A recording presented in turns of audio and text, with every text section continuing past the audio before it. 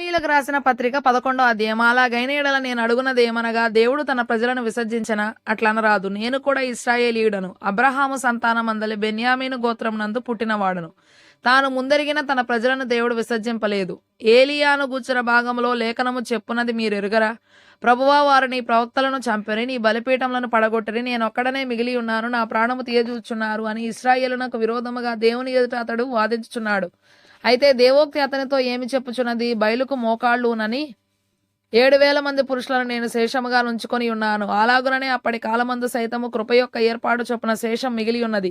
అది కృపచేతనైన ఎడల ఇకను క్రియల మూలమైనది కాదు, కాని ఎడల కృప ఇకను కృప కాకపోవును. అలాగైన ఏమగును? ఇశ్రాయేలు వెదకున్నది ఏదో అది వారికి దొరకలేదు, ఏర్పాటు నొందిన వారికి అది దొరికెను. తక్కిన వారు కఠిన చిత్తులైరి. ఇందు విషయం అయినేటి వరకు దేవుడు వారికి నిద్రమత్తు గల మనసును, చూడలేని కనులను, వినలేని చెవులను ఇచ్చి ఉన్నాడని రాయబడి ఉన్నది. మరియు వారి భోజనము వారికి ఉరిగాను, బోనుగాను, ఆటంకముగాను, వారి క్రియలకు ప్రతిఫలముగాను ఉండునుగాక. వారు చూడకుండానట్లు వారి కనులకు చీకటి కమ్మునుగాక. వారి వీపును ఎల్లప్పుడూ వంగిపోవునట్లు చేయము అని దావీదు చెప్పుచున్నాడు.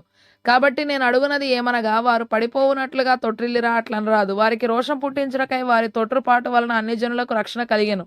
వారి తొట్రుపాటు లోకమునకు ఐశ్వర్యమును, వారి క్షీణదశ అన్ని జనులకు ఐశ్వర్యమును అయిన ఎడల వారి పరిపూర్ణత ఎంత ఎక్కువగా ఐశ్వర్యకరమగును. అన్ని జనులకు మీతో నేను మాట్లాడుచున్నాను, నేను అన్ని జనులకు అపోస్తులుడనై ఉన్నాను గనుక ఏ విధముననైనను నా రక్త సంబంధులకు రోషం పుట్టించి వారిలో కొందరినైనను రక్షింపవలనని నా పరిచయను గనపరుచుచున్నాను. వారిని విసర్జించుట లోకమును దేవునితో సమాధానపరచుట అయిన ఎడల వారిని చేర్చుకునుట ఏమగును? మృతులు సజీవులైనట్టే అగును గదా. ముద్దలో మొదటి పిడికెడు పరిశుద్ధమైనదైతే ముద్దంతయు పరిశుద్ధమే. వేరు పరిశుద్ధమైనదైతే కొమ్మలను పరిశుద్ధములే. అయితే కొమ్మలలో కొన్ని విరిచివేయబడి అడవి ఒలీవ కొమ్మవై ఉన్న నీవు వాటి మధ్యన అంటుకట్టబడి ఒలీవ చెట్టు యొక్క సారవంతమైన వేరులో వాటితో కలిసి పాలు పొందిన ఎడల ఆ కొమ్మలపైన నీవు అతిశయించితివా? వేరు నిన్ను భరించుచున్నది గాని నీవు వేరును భరించుటలేదు. అందుకు నేను అంటుకట్టబడి నిమిత్తము కొమ్మలు విరిచివేయబడినవని నీవు చెప్పుదువు. మంచిది, వారు అవిశ్వాసమును బట్టి విరిచివేయబడిరి, నీవైతే విశ్వాసమును బట్టి నిలిచి ఉన్నావు. గర్వింపక భయపడము. దేవుడు స్వాభావికమైన కొమ్మలను విడిచిపెట్టని ఎడల నిన్నును విడిచిపెట్టడు. కాబట్టి దేవుని అనుగ్రహమును కాఠిన్యమును, అనగా పడిపోయిన వారి మీద కాఠిన్యమును, నీవు అనుగ్రహ ప్రాప్తుడవై నిలిచి ఉన్న ఎడల నీ మీద ఉన్న దేవుని అనుగ్రహమును చూడుము. అట్లు నిలువని ఎడల నీవును నరికివేయబడదువు. వారును తమ అవిశ్వాసంలో నిలవకపోయిన ఎడల అంటుకట్టబడదురు. దేవుడు వారిని మరలా అంటుకట్టుటకు శక్తి గలవాడు. ఎట్లనగా నీవు స్వాభావికమైన అడవి ఒలీవ చెట్టు నుండి కోయబడి స్వభావ విరుద్ధముగా మంచి ఒలీవ చెట్టును అంటుకట్టబడిన ఎడల స్వాభావికమైన కొమ్మలకు వారు మరణిశ్చయముగా తమ సొంత ఒలీవ చెట్టున అంటుకట్టబడరా? సహోదరులారా, మీ దృష్టికి మీరే బుద్ధిమంతులమని అనుకొనకుండునట్లు ఈ మర్మము మీరు తెలుసుకొనగోరుచున్నాను. అదేమనగా అన్ని జనుల ప్రవేశము సంపూర్ణమగు వరకు ఇశ్రాయేలునకు కఠిన మనస్సు కొంత మట్టుకు కలిగెను. వారు ప్రవేశించినప్పుడు విమోచకుడు సియోనులో నుండి వచ్చి యాకోబులో నుండి భక్తిహీనతను తొలగించును.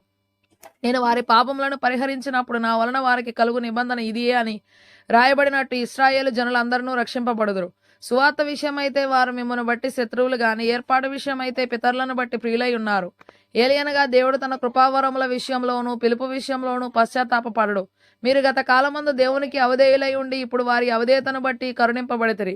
అటువలనే మీ ఎడల చూపబడిన కరుణను బట్టి వారును ఇప్పుడు కరుణ పొందు నిమిత్తము ఇప్పుడు వారు అవధేయులై ఉన్నారు. అందరి ఎడల కరుణ చూపవలనని దేవుడు అందరినీ అవధేయతా స్థితిలో మూసివేసి బంధించి ఉన్నాడు. ఆహా, దేవుని బుద్ధి జ్ఞానముల బాహుళ్యము ఎంతో గంభీరము, ఆయన తీర్పులు శోధింపనెంతో అసఖ్యములు, ఆయన మార్గములెంతో అగమ్యములు. ప్రభు మనసును ఎరిగిన వాడెవడు? ఆయనకు ఆలోచన చెప్పిన వాడెవడు? ముందుగా ఆయనకిచ్చి ప్రతిఫలం పొందగలవాడెవడు? ఆయన మూలమునను ఆయన ద్వారాను ఆయన నిమిత్తమును సమస్తము కలిగి ఉన్నవి. యుగముల వరకు ఆయనకు మహిమ కలుగునుగాక. ఆమేన్.